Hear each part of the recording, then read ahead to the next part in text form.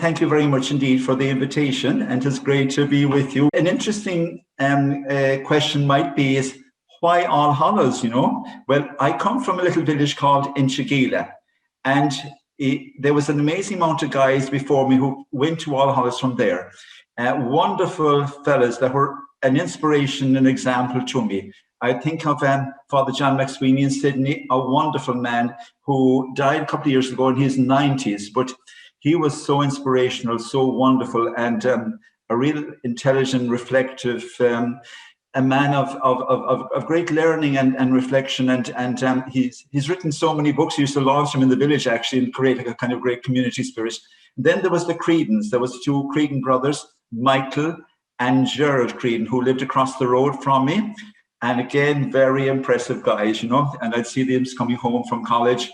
And so they both died recently as well, which is sad, young men.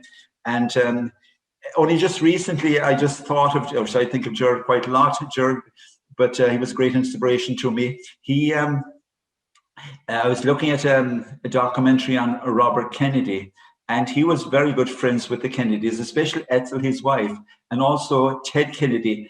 He got to know them because Gerald was into social justice and like wanted to, for the sake of maybe people who are struggling in society. There are many people who in that society, who's probably the richest society in the world, the country in the world, is people are still there in poverty, it's extreme poverty. So he was in contact with the Kennedys, especially Ted Kennedy. And if you wanted the funeral mass of Ted Kennedy, and he was the person that did the prayers, some of the prayers.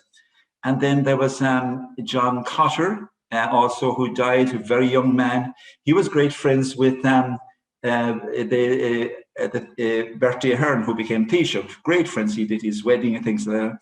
And also, they all were in Richmond, Virginia diocese. So I volunteered for that diocese, under that inspiration and example. And then there was also the president of All Hallows was Father Tom Lane, Vincentian, and he was a neighbour of my mother's from Kilmichael, a little parish beside us in Inchigeela. So there was a major influence in many ways in my life in that way. And so All Hallows then, of course, when you went there, it's a beautiful setting in the middle of Dublin, tranquil, beautiful, So the first person I met there was a guy called Bob Willis.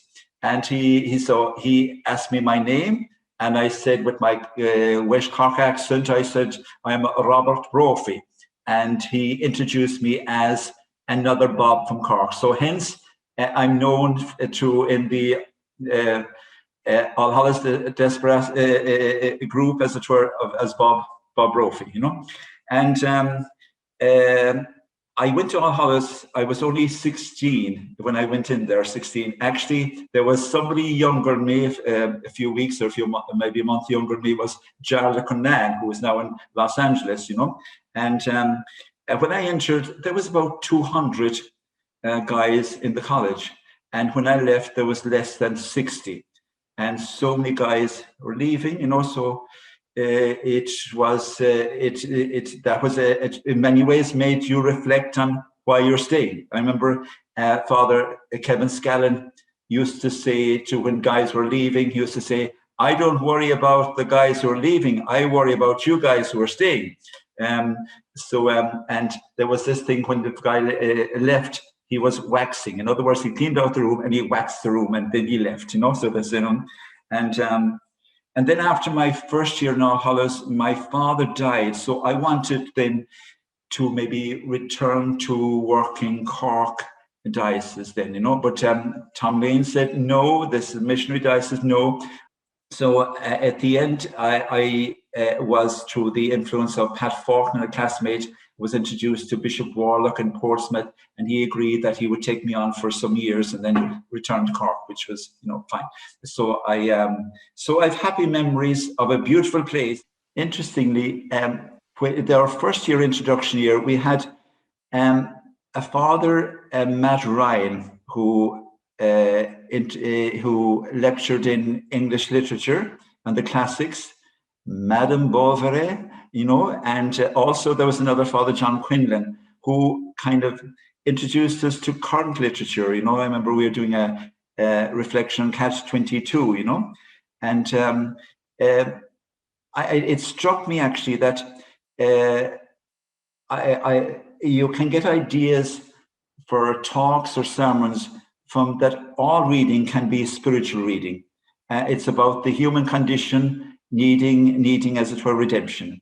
And so everything we read, in one sense, that was a kind of great sense of resource for me in many ways. And when you were trying to give a sermon, or things that you can pull things from literature as well, which is always because people have reflected in their life, and you're kind of into the life of another person and see their struggles, So this, and then we in philosophy we had Miles Reardon, and so we did philosophy. And somebody was asking me, we were saying way back, what did you learn in philosophy? And I think I can remember that you can spell Kant with a C. So those who know philosophy will understand that you spell with a K, of course. Yeah, and theology then, Jim Rafferty, moral theology. He was a gentleman, kind and gentle, and never rigid or dogmatic in his approach, and presented his lectures in a way that was very much pastoral in that sense, And scripture then, Kevin Condon, an interesting man. I remember when he was there, he did his translation of the New Testament by Mercier Peirce, which is Cork-based, of course, again, And then his catchphrase for us when we were giving back any his writings or essays was "Style, gentleman, style," And then Brian Mary Nolan, it was his notes were comprehensive and many. So I love the sayings, amazing, foolish things I can remember. Maybe I should have remembered the important things. I used one of the quotes was, "Let not your openness be due to your empty-mindedness, Let not your open-mindedness be due to your empty-mindedness, So if I was going back to college again, I think I would have just consecrate totally on scripture.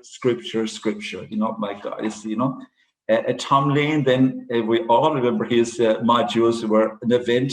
He had the gift of distilling difficult concepts into accessible ideas. He was an excellent lecturer and preacher, And also, I think we held him, he was, of course, the president, we held him with awe and respect and maybe a certain amount of fear. I remember we'd have our personal interviews, and he got to know more about us in a half an hour than maybe somebody would in a whole year through these interviews. He'd kind of say, Mr. Brophy, now I think you're a little bit, what's the word I'm looking for?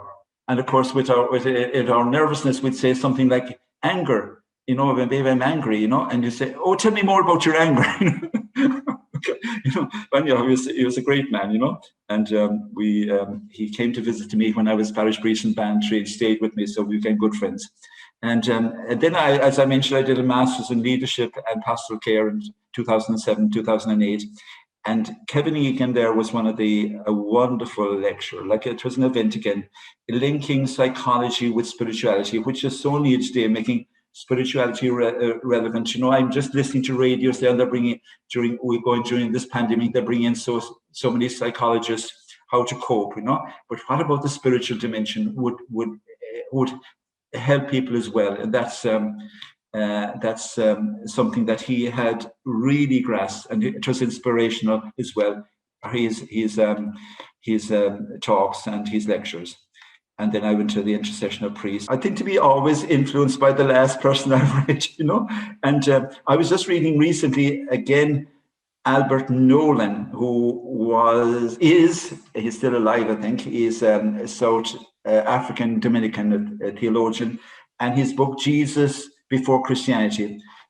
written actually in the year of my ordination, but then it was reproduced again, and and it's about the image of God, or image of God, so that we get the image of God really from Jesus, before the institution as well, from Jesus, what was the image of God, and the Abba experience of God, that the God is a God of compassion, and I think of our image of God is very important, because I think many people have a certain image of God, maybe of a judgmental God, that actually doesn't give them life at all. It actually, in fact, I think some people have left their faith, or because it actually doesn't give them life. Actually, they see religion and faith as something that kind of is something negative in their life. So the image of God is so important. What is my image of God? Is it a God that gives me life? I've come that you may have life. And is my faith and my religion life-giving? So that's the question. And I was rereading again recently Mercy by Cardinal Walter Casper. And it's a wonderful summary of theology, especially of mercy. That's what, and it is a book that influenced Pope Francis, he said. And that's how, in many ways, he said, that's why he introduced the year of mercy. And I think some people have a problem with mercy in our society and in our church as well.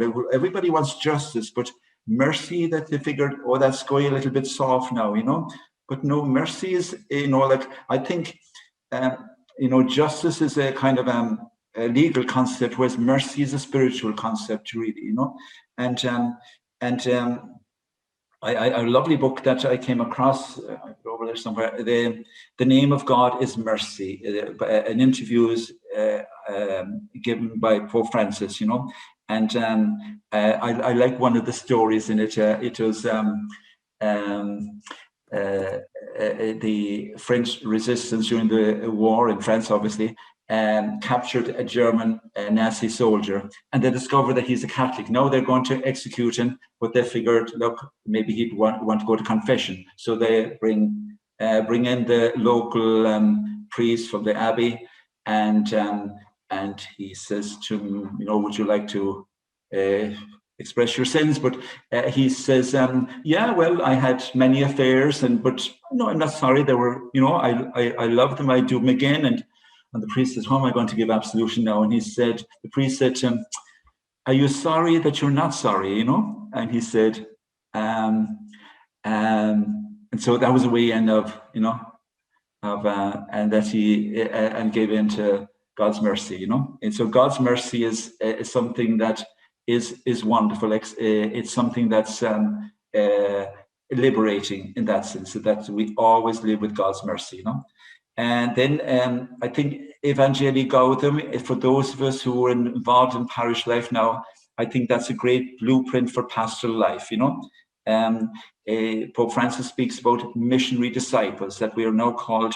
It's a new concept in many ways, because I think we had this sense of maintenance. We maintained what we had, and we kind of developed what we had, and we were very good at that in structures. But now those structures are actually crumbling a lot. So we need to move from a maintenance to mission. That's that challenge. And then there's another book that I come across maybe a couple of years ago, and it's a program on evangelization for parishes. It's called Divine Renovation by a priest in Canada, James Mallon.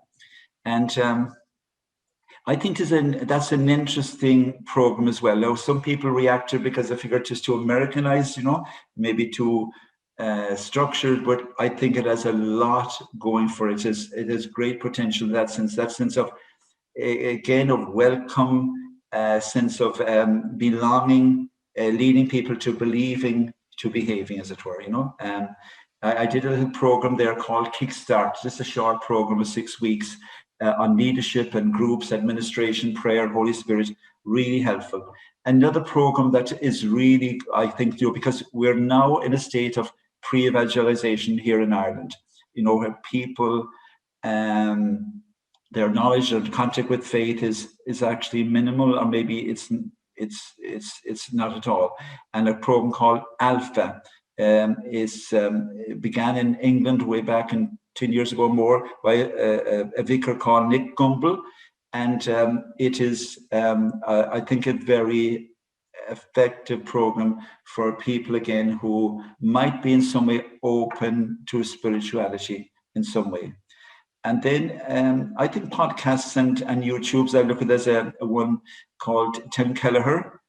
He's a Presbyterian minister in New York, and he's a great apologist for Christianity, you know, especially now that people figure that science is all the answers to everything, you know, that we don't need spirituality, and religion is kind of something kind of you know, for, you know, if you want to, you know, but whereas he does it in such a way that's very convincing. And also I find Richard Rohr, his talks liberating, really liberating, and his insights wonderful. And he's a better speaker than writer, you know. But so so I could go on talking about it.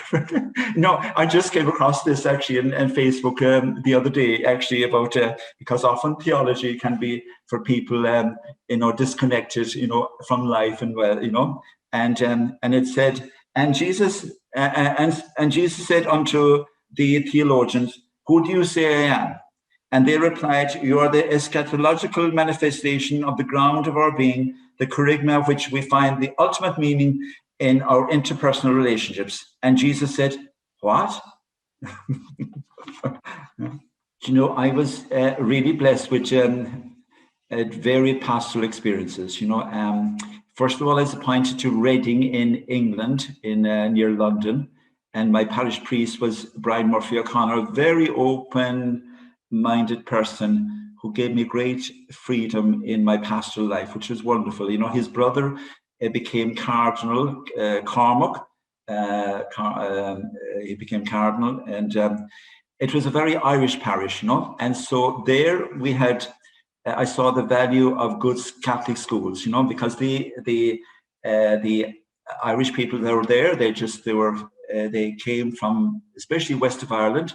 You know, they had to come because they were immigrated there in their 50s, and, you know, trying to build up a life for themselves. And so they were able to, through the Catholic schools, educate their children, who went onto university, and, you know, who are now, I know, and I'm still in contact with some leaders in their different fields, which is very good, you know. And so I suppose also a parish is about community, you know, like it's about community.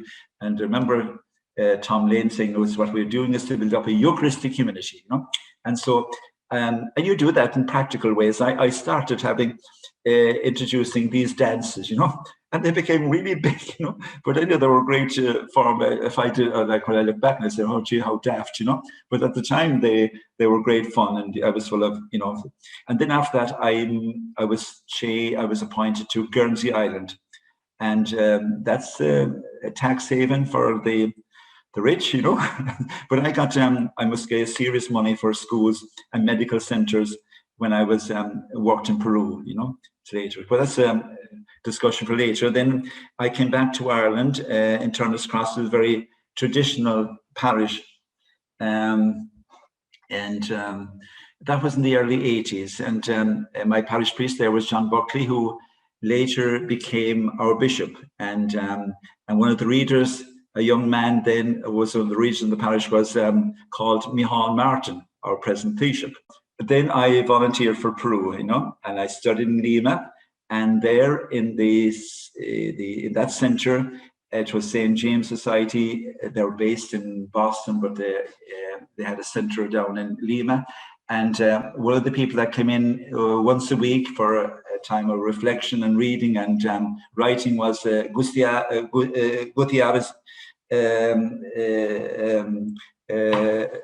Gutierrez, the founder of you could say the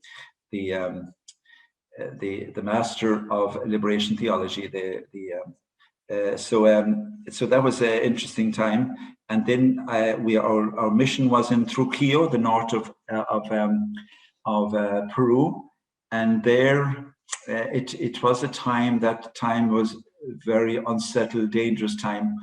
There was a group that developed during this time called Sendero Luminoso, a terrorist group the Shining Path, a Maoist group who wanted to, as it were, disrupt society in terms of creating chaos, so then that there'd be a revolution, and then they would, as it were, lead the people into their creative freedom, you know. And of course, the church was holding up this revolution, as it were, you know. So we were attacked at that stage as well, and likewise down the road, not too far from us, 2 hours down the road, three European priests were murdered.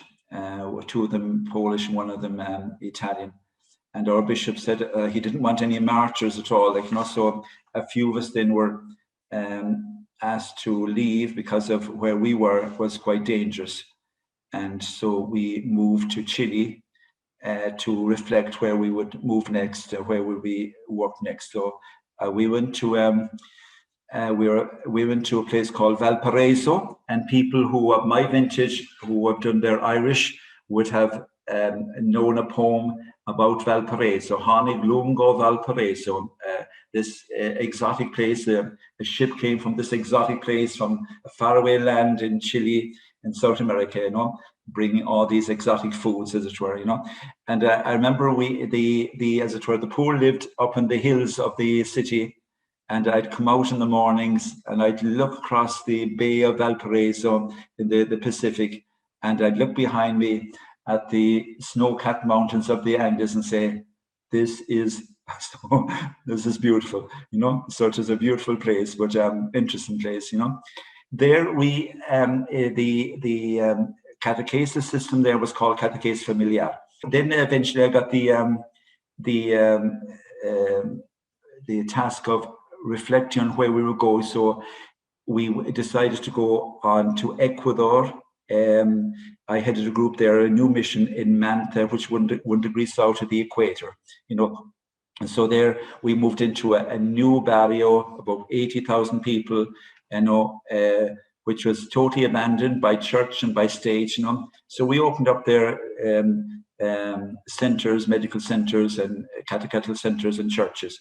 And there we introduced catechesis familiare as well. So I mentioned that later on. I returned in 1995, returned to Ireland, and I began, I suppose it was a time of the beginning of real purification of the church in Ireland, you know. I was appointed to a suburban parish, growing suburban parish, and which was interesting as well. I think in All Hallows there was we were treated as adults, you know. It gave us confidence and freedom to take initiative, you know. And I think there was an openness and a trust there, really, you know. It wasn't kind of a closed society there in All Hallows, and there was a sense of belonging and brotherhood there. And I think this from the experience of having different guys from different countries, you know. And then so we could, there was different orders there, the Vincentians, Capucins, the Rosminians, and also guys who came from, you know, South Africa and England and Newfoundland, etc., you know. And so it gave us a sense of the universal church, the Catholic Church. And priests coming back from ordination, there was a great sense of buzz and belonging, and, you know, coming back and listening to stories, you know. So All Hallows was kind of a second home for many of these men, you know. And there's a sense of welcome as well, you know, that you know, that sense of brotherhood and belonging and welcome, you know. So that I suppose an openness to new ideas as well, you know. There's cultural difference, and I think that helped me in South America as well, you know. And to keep kind of being open and to be reflective and to be learning more. I remember Father Jerome Toomey was saying, like, you know, you won't remember anything I said, but as long as I can indicate where you can find a book or some idea, then I'll have done my job, you know. In that sense, that sense of, you know, openness, you know, and sense of trust that we receive there. I was very young when I, you know, entered All Hallows, you know, and I think generally priests are introverts in an extrovert vocation. We're kind of reflective by nature, you know. And I was really, really, really shy, you know, and I was given positions of authority. I mean, being the class representative in second year, you know, having to face the president, as it were, for the lesson. You know, you could imagine they wanted better food or, you know, or free time, etc., you know. and I was made head sacristan for the college as well, and that reminded me too, in sense of it always struck. Because of that, I had a sense that, an insight that often liturgy is reduced to rubrics rather than a sense of creating the atmosphere of prayer, that people get all worked up about where candles should be or seats should be, and forgetting that the whole purpose of liturgy, so it gave me, anyhow, a certain confidence, and also, I suppose, openness to new ideas and old ideas. That I have this sense of let all flowers bloom, I've kind of like I've met rigid liberals and rigid conservatives, and I don't mind if a person's wearing, wearing a cassock or a jeans, if he brings the mercy and compassion of the Lord to others, and I suppose an openness to new challenges as well, and adventures, because of the multicultural mix in the college, in the end, we are a sacramental church, and sacraments can and are an important way into the lives of people. The sacraments are moments of significance, when we celebrate moments of significance, and they're also moments of evangelization. And recent research in the States, I was reading recently that it is within the family that faith is caught and taught, and interesting that fathers have a profound influence on their children for some reason that they have, and research also showed that about 30% of Catholics don't believe in the real presence. So because of that, a program that I came across in Chile, Catequesis Familiar, is about a serious involvement of the family in the preparation of the sacraments. That ultimately is the family's responsible, and going back to the family, especially for Holy Communion. And I saw how it worked and how beautifully it worked and how effectively it worked, And it gave a sense of belonging to the parents as well, a sense of ownership, that isn't taken from them. Here in Ireland, we have left the sacraments preparation to schools, and then many of the responsibility is taken away then from the parents and even the parish even, And there's Derek Skelly there, his book, The Best Catholics in the World, has highlighted its failure in many ways. And that's obvious. I think really it is coming back to, it would be wonderful to come back if we could focus on the family as essence. I was in contact, and that's thanks to Dave O'Connell, who's the auxiliary bishop in Los Angeles, and Jarlath Connan in Los Angeles. They got me in contact with Julianne Stans. Julianne Stans is a lady from Wicklow who is a Mater Dei Institute graduate, and she is now the consultant for the American bishops in evangelization and catechesis. And she comes with vast experience and knowledge, wonderful person. And her book, Start With Jesus, is really very useful for anyone working in a parish, really practical, comes with great insights, and what I recommend it totally. I know it's a Loyola Press, if anybody is thinking of that, yeah, that's it, I think. And I'd like to end by actually giving a shout out to different guys, if you don't mind, if you don't mind at all, all right. I'd like to give a shout out to Dave O'Connell, and auxiliary bishop in Los Angeles, great friend of mine. And I spent a year, about maybe a year and a half ago, I spent a year there, and I was welcomed there. David and Jarlath were really, really welcoming there. I stayed with Jarlath in his parish, and that was great. And Jarlath Connan, as some of you would know him because he was lectured in All Hallows with Darry Balfe and John Joe Spring and Bob Whiteside. And also a shout out to in Los Angeles to Aidan Comerford and his beautiful wife Lala, who adopted me when I was there. And I want to thank them as well. And his brother Paddy Comerford, who's doing great work there, hospital chaplain, and Bishop Tom Curry, a gracious man and hospitable. as well. Bantry Mandoni Cohan from Bantry. He's a wonderful artist and poet, and also David Loftus as well. And I'd like also to say a shout out to my classmate who is carrying the cross of sickness at present, you know, in a way that's so dignified. He's Joe Walsh in Perth. He has done wonderful work there, maybe sometimes not acknowledged by the official church, but he has done great work. He's been a great advocate for many Irish that went out to Perth, and he has been great. And Pat Faulkner in Portsmouth as well, a good friend of mine, and other two Corkmen, Niall Harrington, Brentwood, John Kavanagh, Southwark, you know, and also to another Corkman, and this will shock John Joe Spring, Martin Ash, who will be in the next few weeks, ordained auxiliary bishop in Melbourne. So we wish him well. The Cork dimension is that he was born in Cork.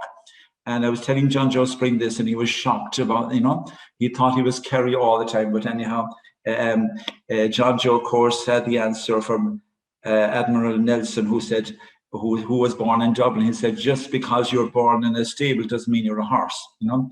So anyhow, can I end with something maybe hopeful? And it's a poem that it's a lovely book. Let Us Dream, Pope Francis. It's really a summary of his spirituality and theology, and so maybe we'd end with this. That would be lovely. Thank you, Danielle. You know, it's a poem that he came across himself by. He was wondering where it was, where it came from. A friend of his from Argentina sent it to him, and he said there was confusion about the author, and I eventually found out it was a Cuban actor and a comedian in Miami. And I spoke to phone with Alex Valdez.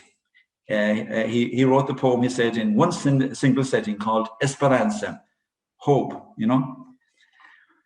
When the storm has passed and the road are tamed, and we are the survivors of a collective shipwreck, with a tearful heart and our destiny blessed, we will feel joy simply for being alive. And we'll give a hug to the first stranger and praise our good luck that we kept a friend. And then we'll remember all that we lost and finally learn everything we have never learned. And we'll envy no one, for all of us have suffered. And we'll not be idle, but more compassionate. We value more what belongs to all than what we earned. We'll be more generous and much more committed. We'll understand how fragile it is to be alive. We'll sweat empathy for those still with us and those who are gone. We'll miss the old man who asked for a buck in the market, whose name we never knew, but who was always at your side. And maybe the poor old man was your God in disguise, but you never asked his name because you never had the time. And all will become a miracle, and all will become a legend. And we'll respect the life we have gained. When the storm passes, I ask you, Lord, in shame, that you return us better as you once dreamed us. So that is hopefully will emerge from all this time of the pandemic with a more compassionate and merciful hearts. So thank you indeed, with happy memories of All Hallows, which was a place that I must say I was really happy during those years when I was there with so many good friends and people there. So God bless.